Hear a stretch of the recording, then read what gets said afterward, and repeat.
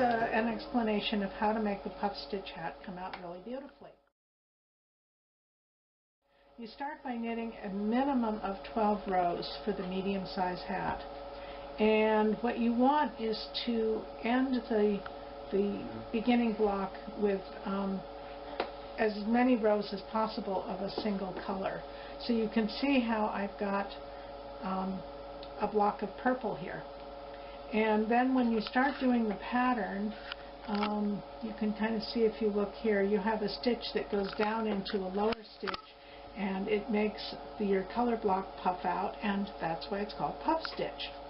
Okay, so the first block, you start out by knitting 3 and then doing the drop down stitch, and then you do another knit 3 and continue around like that.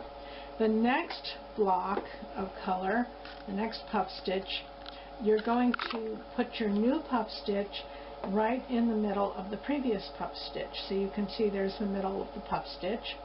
So I knit 1, and then I'm going to count down 5. 1, 2, 3, 4, 5. Put my needle through, drop off the upper stitch, pull the yarn through, and then knit 3. Okay, and when you get to the end of the row, you're going to end up with 2 stitches after the last of the pattern stitches. So I'll do one more on this just to give you a full thing. 1, 2, 3, 4, 5. Put the needle through, drop the upper stitch off, pull the yarn through, and then knit 3. Count down 5. 1, 2, 3, 4, 5. Put the needle through, drop off the upper stitch, pull the yarn through, and then knit 3. And now we're coming up to the last one of the row, and you count down 5. 1, 2, 3, 4, 5.